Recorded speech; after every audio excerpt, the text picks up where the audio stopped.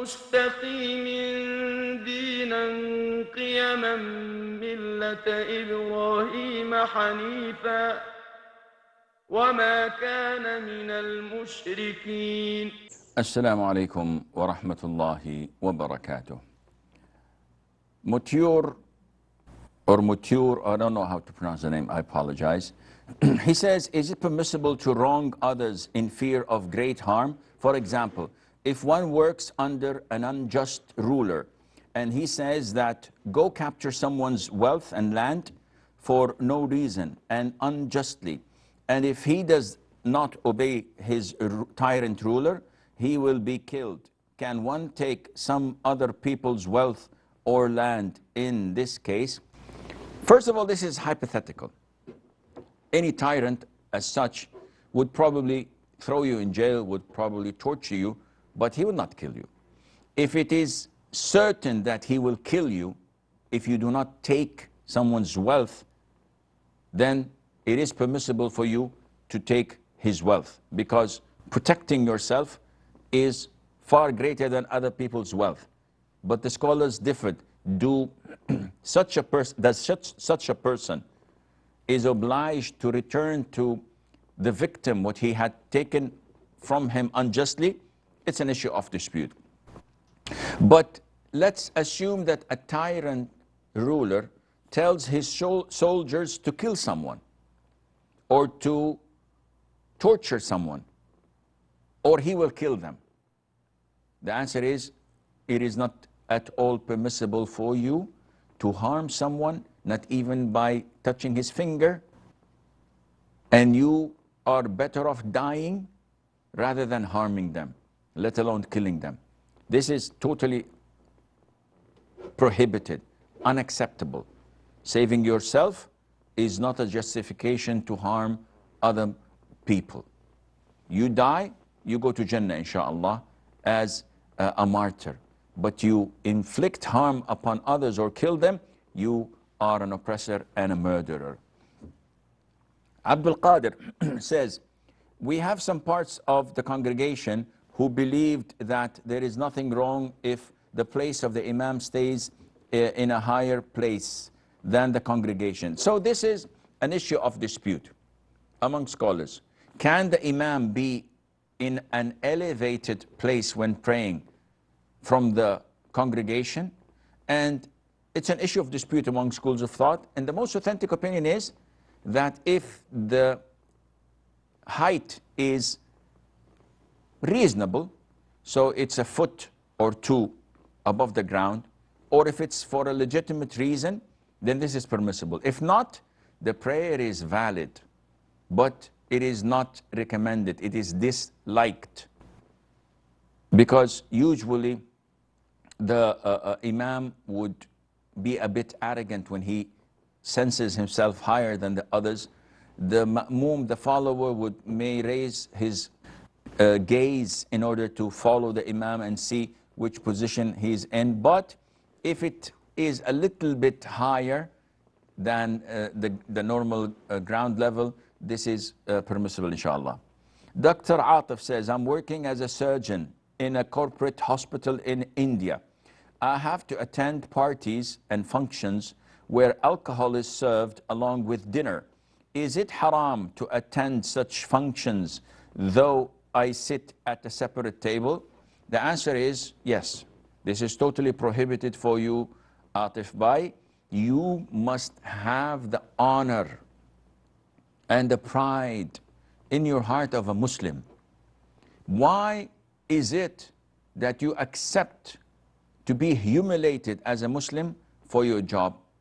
If they do not respect you and respect your religion and refrain from any such haram foods and drinks on the table, there is no reason at all for you to attend.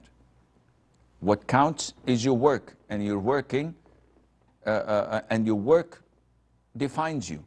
You're a good doctor. They know that you do your job quite well, better than many others, if not better than all. So either they respect you and refrain from this haram, or you do not attend at all. The Prophet ﷺ said, whoever believes in Allah and the Day of Judgment must not sit on a table where alcohol is being served. You claim that I'll be in a separate table. Yes, but you can see them drinking and abusing intoxicants, which is haram in your religion, in the same hall, and there is no legitimacy or any Islamic justification for that, and you must avoid it. Fatima says, Sheikh, I live in Canada, Ontario. We started fasting the first day of Ramadan according to the majority of Muslims and according to the moon sight, but we realized that our near masjid communities started one day ahead. I don't know on what basis, but should I now celebrate Ramadan Eid according to my near masjid or what the major Muslims in Ontario do? Definitely. You must follow the vast majority of the Muslims in your country.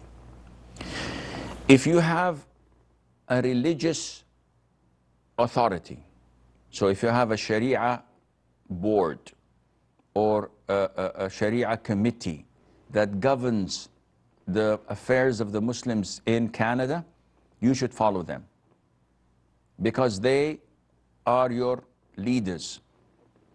Whether they are the majority or not, they are the ones that people go to solve their problems, their inheritances, their marriages, divorces, and khul'. So you should go to them and follow them.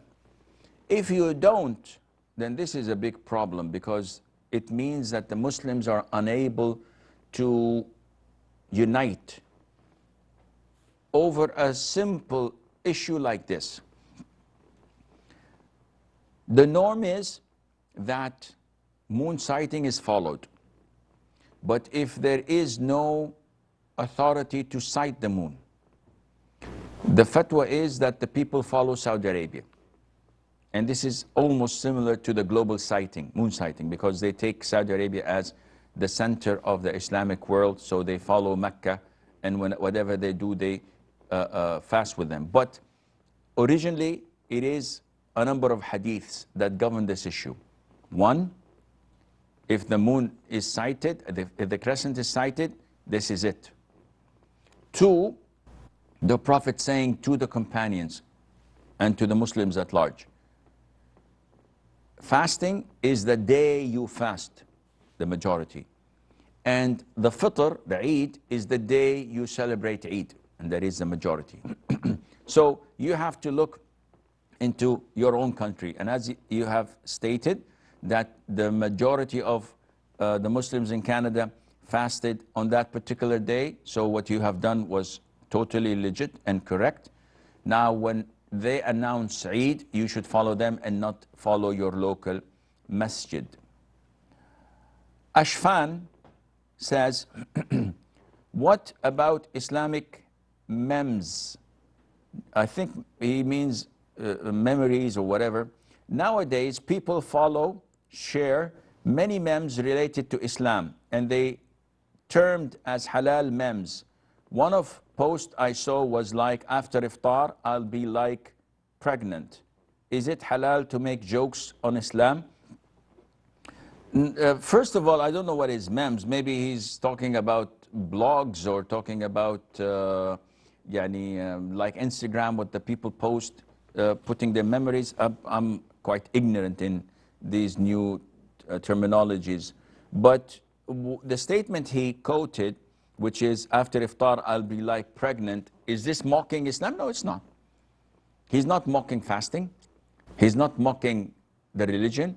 He's mocking the state he's in after eating so much, which is wrong to eat so much. So comparing himself to like as if he's pregnant because of his filled belly, this is not mocking, and there's nothing wrong in that, inshallah. Khadija from Kuwait. Hello, sir. Yes. Assalamu alaikum. Wa alaikum salam wa rahmatullah. Before, I'm a Christian before. Okay. And I came to Kuwait to work, and I'm now a Muslim. Alhamdulillah. Yeah, and my husband is a Christian now, and I want to I want to know how to talk to him to come to be a Muslim also. Like I want to know how to talk to him. Okay. Any more questions? No, only one question. Okay, I will answer you, inshallah. Khadija is a revert. May Allah Azza wa Jal make her steadfast on Islam and give her strength in her religion and knowledge.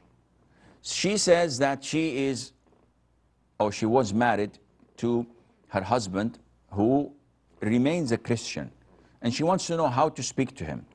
First of all, this issue is very sensitive, especially to a lot of the new reverts to Islam, because it makes and constitutes one of the biggest hurdles for them to accept Islam. It goes without saying and without sugarcoating it. Once a Muslim woman reverts to Islam, she cannot remain with her non-Muslim husband. They are not man and wife in the sense that they could have intimacy, they can mix with one another, they can do whatever they want. No. Once she accepts Islam, it is over. However, if the man were to accept Islam as well, then they are man and wife without any problem, no marriage contract, nothing, because the same old marriage contract is still valid. But if he doesn't, scholars say that she has to remain her idda period, her waiting period, which is counted by 3 monthly cycles. And after that, if he does not accept Islam, the marriage is nullified. How can she give her husband da'wah? She can talk to him on the phone.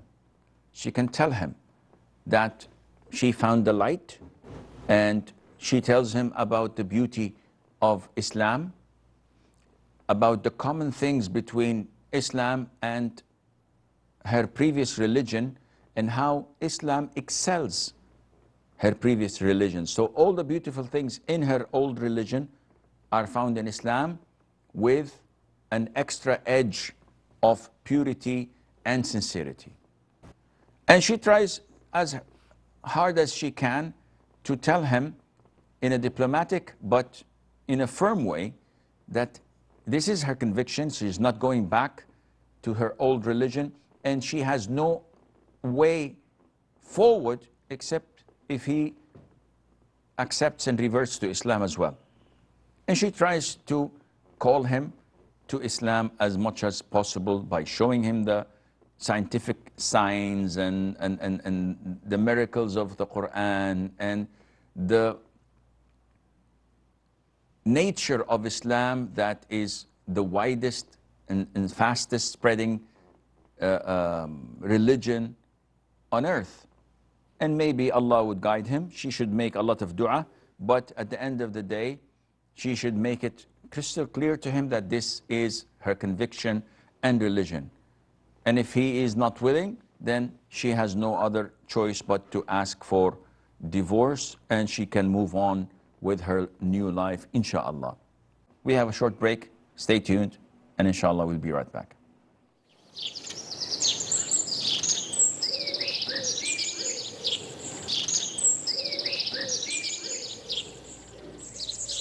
Assalamu alaikum wa rahmatullah, and welcome back. Maryam says, it is obvious for someone to feed 60 poor people for committing a sin like physical relationship during fast. He has to feed 60 people at a time, or he can feed them like 10 to 15 people whenever he is able financially to do so. First of all, the penalty, the expiation for having sexual intercourse during the daytime of Ramadan for a person is to free a slave. And because we don't have slaves nowadays, then the second alternative would be to fast 2 consecutive months. So this is a must. This is not something that you may choose or leave. You have to fast 2 consecutive months as an expiation for spoiling one day through sexual intercourse during the day of Ramadan. If a person is ill, weak, or has an Islamic justification not to fast, in this case, he may feed 60 poor people, and each one of the 60 has to be a separate, different individual from the other 59. Meaning I cannot feed one person for 60 days. And I cannot feed 30 persons, the same people, twice. So these are 60. It has to be 60 different individuals. Do I have to feed them at once? The answer is no. According to your financial means, you may feed 5 a day and 10 the other day, etc., until you finish these 60. Mudathir says, I'm from India and there is a dish named halim, which is like harisa. Some people say it is incorrect to take the name of the dish as halim because it is among the names of Allah. Some say it depends on the intention. Please clarify on this. A lot of the names of Allah Azza wa Jal can be used with the humans, with other creations, because Allah did not specifically intend them to be His. Allah, for example, cannot be shared with anyone. Ar-Rahman could not be shared with anyone. Ar-Rahim is possible because the Prophet ﷺ was described as Ar-Rahim. Al-Hakim is possible because the people are described by Al-Hakim. Al-Aziz is possible because in Surah Yusuf, Allah gave this title to Yusuf, peace be upon him, the ruler of Egypt. His name was Al-Aziz. So Al-Halim can also be given, as in the Quran it is mentioned to describe some of the prophets of Allah, Al-Halim al-Rashid, and it is permissible to be used with a dish or with whatever. There's no problem in that at all. Al-Kareem, the generous, is one of Allah's beautiful names and attributes. We can use it with Ahmad is Kareem. He is Al-Kareem. The Prophet was asked, ﷺ, who is the most generous of all people? And he said, Al-Kareem, Ibn al-Kareem, Ibn al-Kareem, Ibn al-Kareem. So he mentioned that it is Yusuf, the son of Jacob, the son of Isaac, the son of Abraham. And he described him as Al-Kareem, not Kareem only, which means that this is permissible and there's nothing wrong in that, inshallah. Abdul Rahman, I think his name is, he says, my niece, who is 14 years of age, has been having heavy bleeding for several months at a time, after which she will have a gap of no bleeding for a few days, and then the cycle would start again. She is seeking medical advice from a general practitioner. However, as it is now Ramadan, she has been bleeding for 6 weeks. First of all, this is unacceptable. Bleeding for a woman in her menses cannot exceed 15 days in a month. So over the duration of 30 days, it cannot exceed 15 days. It can be 14. But the max is that. Because if it exceeds half of the month, this is not permissible. So any woman who gets her menses over 15 days, immediately she must perform ghusl, she prays and fasts, and the whole 9 yards. Why? Because this bleeding is istihada, it's not hayd, it's not her menses anymore. So for 4 months, 3 months, 2 months, 1 month, totally unacceptable. She should immediately perform ghusl, pray and fast. Now, if she can know when in the month is her old menses, that would be great, but because she's 14 years of age, I don't think she had any. So she has to recognize from the color, the cramps, the smell of the blood, whether this is her monthly period of 6 to 7 days or not. If this is not possible at all, the blood is the same throughout the 3 or 4 months, in this case, she should follow her womenfolk, her sister, her mother, and whenever they get their period, she considers that period is hers, and whenever they're pure, she performs ghusl. If the bleeding makes her weary and tired and unable to fast, she's exempted from fasting, but she has to make it up when she is pure. Tansim or tasneem, she says, I've seen blood with my discharge and did not fast today as I usually get some slight bleeding at the beginning. This is an issue a lot of the women ask, and that is spotting or colored discharge. And the spotting and colored discharge either come before the period or come during and attached to the period. Whenever the spotting or the colored discharge come before the period, it has no impact on your salat and fasting. Why? I can feel the cramps, I can feel that it will come after a day or two, but this is not the norm.